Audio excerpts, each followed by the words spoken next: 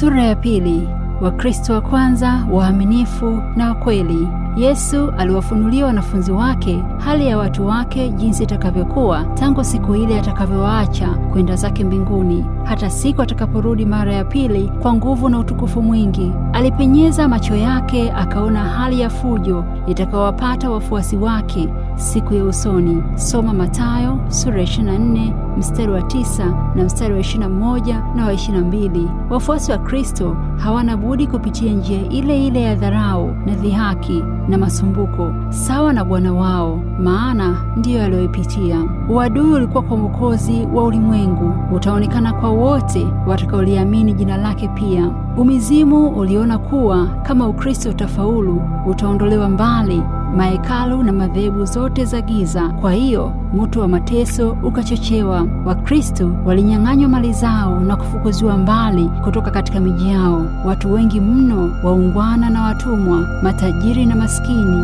wenye elimu na wasio na elimu, walichinjwa bila huruma. Mateso yalianza wakati wa Mfalme Nero, yakaendelea kwa karne nyingi. Wakristo walisingiziwa kuwa ndio wameleta njaa, tauni na tetemeko la nchi. Wasaliti na wachochezi walikuwa tayari kusaliti na kuwasingizia wasio na hatia kwamba ni hatari kwa jamii. Wengi sana walitupwa katika matundu ya wanyama wakali, hao walichomwa moto, wengine walitundikwa mitini, wengine walivishwa ngozi za wanyama wakatupiwa mbwa na kuraruliwa nao. Katika mikutano ya hadhara watu wengi walihudhuria ili kushangilia mateso yao na jinsi walivyokufa kikatili kabisa.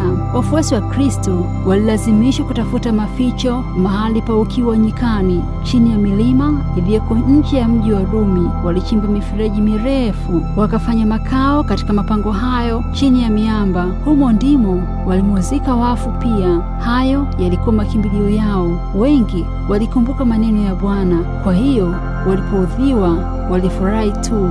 Thawabu yao itakuwa kubwa sana mbinguni, maana ndivyo walivyowaudhi manabii waliokuwa kabla yao. Mathayo sura ya 5 mstari wa 11 na 12. Nyimbo za ushahidi zilisikika kutoka katika miale ya moto, wakiziimba kwa furaha. Kwa imani walimuomba Kristo na malaika, wakiwazunguka kwa kupendezwa sana kwa ajili ya ushuhuda wao. Sauti ilisikika kutoka katika kiti cha enzi cha Mungu akisema, uwe mwaminifu mpaka kufa, nami nitakupa taji ya uzima.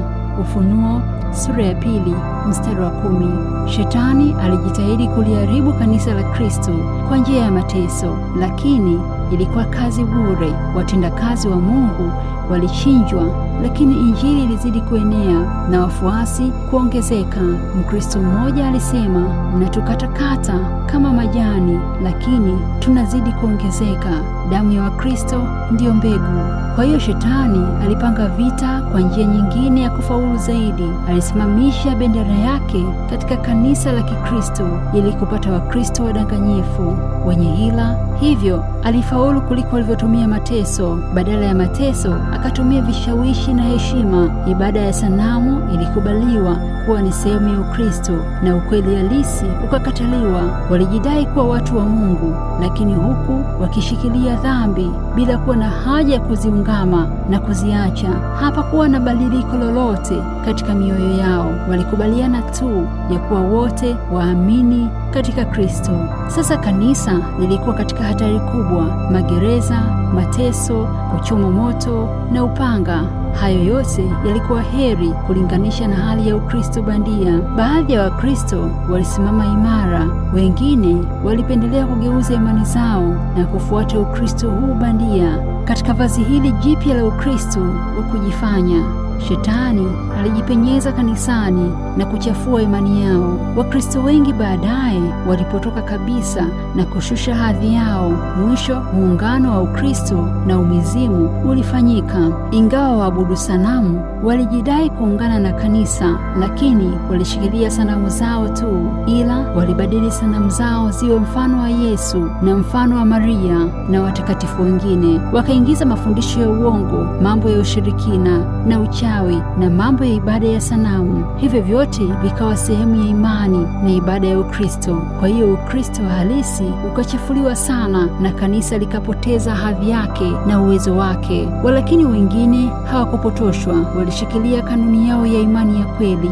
Makundi mawili kanisani. Kumekuwa na makundi mawili baina ya watu wajidaio kuwa wafuasi wa Kristo, wakati kundi moja linajifunza maisha ya Kristo na linapojitahidi kufuata kielelezo chake. Kundi lingine linaepa kabisa kujifunza mambo ambayo yangedhihirisha makosa yao, maana hawataki kufuata ukweli. Walakini hata kanisa lilipokuwa katika hali bora, halikuwa kamilifu kabisa. Yuda alihesabika kuwa mmojawapo wa wanafunzi, ili kwa njia ya mafundisho ya Kristo na kielelezo chake angeweza kuona kasoro zake na kutubu. Lakini kwa ajili ya kushikamana na dhambi, aliyakaribisha majaribu ya Shetani. Alichukizwa wakati kasoro zake zilipotajwa, na hivyo aliendelea mpaka kumsaliti Bwana wake. Marko sura ya 14 mstari wa 10 na wa 11. Anania na Safira mkewe walijipendekeza kuwa wametoa mali yao yote kwa Mungu, wakati walipoficha sehemu yake kwa choyo yao. Roho wa Mungu alimfunulia Mtume Petro tabia yao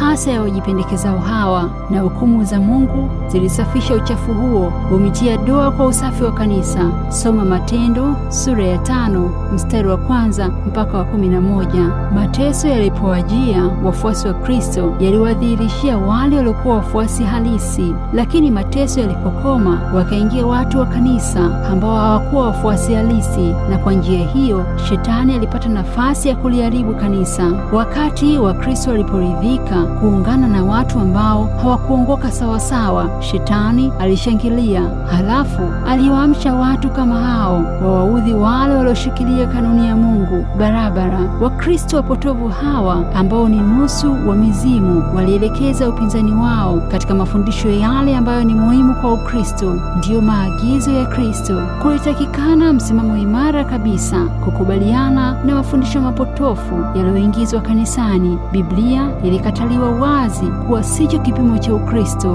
Uhuru wa dini ulihesabiwa kuwa kama uzushi, na wale walioshikilia waliharamishwa. Baada ya mapambano ya muda mrefu, wale waongofu wa kweli waliona kuwa ni lazima kuwepo utengano. Hawakuweza kuvumilia kuona makosa hayo mabaya yenye kuleta hatari kwao na kwa watoto wao na wajukuu wao. Wakaona kuwa amani ya kweli lazima igharimu, kwamba ikiwa kuwa na amani na kutupilia mbali kanuni za Mungu ndiko kutaleta umoja, basi amani ya namna hiyo na ipotelee mbali. Ikilazimu lazima kuwe na utengano, na hata kwa vita. Wakristo wa kwanza walikuwa waongofu wa kweli, walikuwa wachache bila kuwa na mali, heshima au cheo au vyeo, nao walichukiwa na wale wa mizimu, sawa kama vile Kaini alivyowachukia Habili.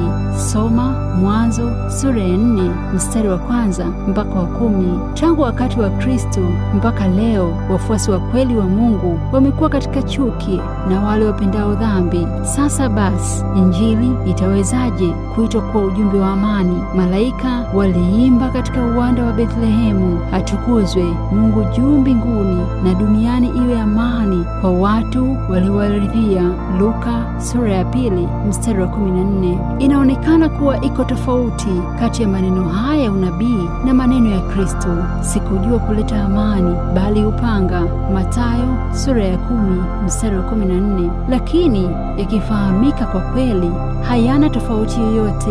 Injili ni ujumbe wa amani. Dini ya Kristo ikipokewa na kutiiwa, huonekana furaha na amani duniani. Kazi ya Yesu ilikuwa kuwapatanisha watu wa Mungu na mtu mwenzake, lakini dunia kwa ujumla inatawaliwa na Shetani ambaye ni adui mkubwa wa Kristo. Injili inaonyesha kanuni za uzima na maisha kwa ujumla, na hizo hupigana na utawala wa Shetani. Kanuni hizo za Shetani hazitaki maisha matakatifu yanayokuwa kinyume na dhambi. Hilo huamsha vita kwa watu wanaong'ang'ania maisha matakatifu. Ni kwa njia hii ndiyo sababu Injili ikaitwa kuwa ni upanga. Soma Mathayo sura ya 10 mstari wa 34. Watu wengi walio dhaifu katika imani wako tayari kuutupa ujasiri wao katika Mungu, kwa sababu huwafanikisha watu wabaya, na watu wema husumbuka tu tu bila mafanikio. Mtu mwema mwenye haki anawezaje kuchukuliana na hali ya jinsi hiyo isiyo na haki? Mungu ametuonyesha upendo wake kwa namna inayotosha. Hatuwezi kuona mashaka kwa wema wake eti kwa sababu hatuelewi tu mipango yake. Mwokozi alisema, likumbukeni lile neno nililowaambia, mtumwa si mkuu kuliko bwana wake. Ikiwa waliniudhi mimi, watawaudhi nyinyi. Yohana sura ya 15 mstari wa 20. Watu watakaopitia njia ya mateso au hata mauti huwa wamepitia njia ya mwana mpendwa wa Mungu. Wenye haki hupitia katika mateso machungu ili watakaswe wao wenyewe, na njia hiyo iwe kielelezo cha imani yao kwa wengine na uongofu wa halisi ulivyo. Hali yao izibe vinywa vya wapotofu wanaosema kuwa haiwezekani kuwa hivyo. Mungu huwafanikisha waovu na kuudhihirisha uadui wao kwake, ili wote waone haki yao wazi na rehema zao na jinsi inavyostahili adhabu ya uhalifu wao. Kila kitendo cha ufedhuli kitendewacho mtu wa Mungu kitahesabika kana kwamba kilitendwa kwa Kristo mwenyewe, nacho kitaadhibiwa. Paulo alisema, wote wapendao kuishi maisha ya utumwa katika Kristo Yesu wataudhiwa. Timotheo 2 sura ya 3 mstari wa 12. Kwa nini basi mateso yametulia? Sababu yake ni kwamba kanisa limeungana na ulimwengu kimaisha. Kwa hiyo hakuna upinzani wa kuchochea mashindano. Dini ya siku zetu hizi haifanani na ile ya siku za mitume katika utakatifu, kwa kuwa ukweli wa neno la Mungu unajaliwa kidogo tu, na kwa kuwa kuna uongofu kidogo tu kanisani, Ukristo unatakiwa kitu cha kawaida tu ulimwenguni. Hebu mwamko wa dini ya siku za mitume na uwemo kanisani, hapo moto wa mateso utawashwa.